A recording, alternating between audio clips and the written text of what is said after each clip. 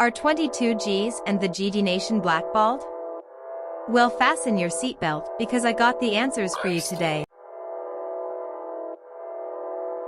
Jeffrey Mark Alexander, known professionally as 22 Gs, is an American rapper credited as a pioneer of the Brooklyn drill scene. 22 Gs released his first major mixtape, The Blicky Tape, through Atlantic Records in 2019. He was also acknowledged by Kodak Black during his upcoming 22 Gs is a member of the GD Folk Nation, a gang based in Chicago, who sometimes identify themselves with the term Boss Gs, or by making a pitchfork with their hand gestures. Some people might think he is blackballed because of his rivals the Woos, who currently run the music industry. The Woos have affiliates with the G-Stone Crips and other gang subsets like the BLACKBALLED Bloods, with rappers like Pop Smoke, R.I.P., Bobby Shmurda, and the infamous Psych Bike, the leader of the G-Stone Crip, who is incarcerated for life. Now on to 22 Gs and the Folk Nation. I'm sure you know certain information already. I'm here to tell you what you don't know and the truth to how and why they are blackballed. Keep up with me. So we have here the Gangster Disciples' honorable chairman. He is the person who started the well-known organization named Folk Nation. His name is Larry Hoover, who is currently doing a life sentence.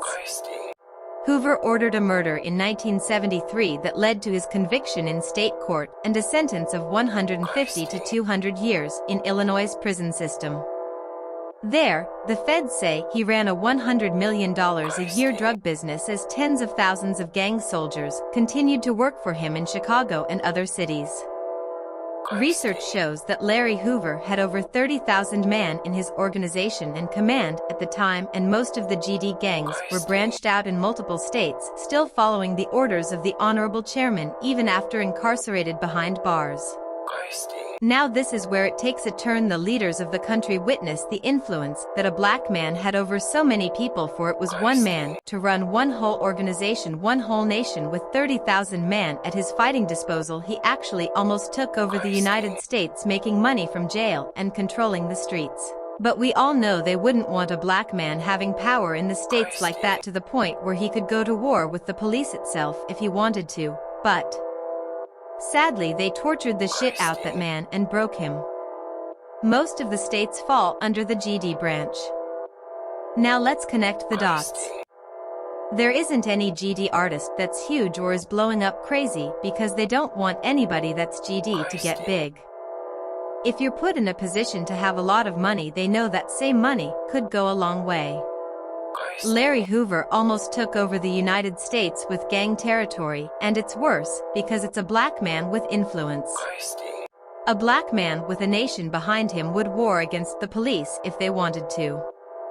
The people that controls the money knows that right now rapping is one of the easiest ways for the black community to get rich, so instead of giving any GD a chance to get like Jay-Z or Lil Baby, they rather keep them on the bottom because the influence could get Larry Hoover big once again.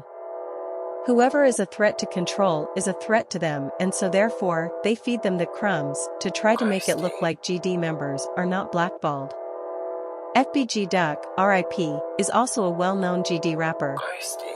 Offset from the Migos, who hasn't even got as big as Lil Baby yet since he started rapping. His connections and his area got him farther than the rest.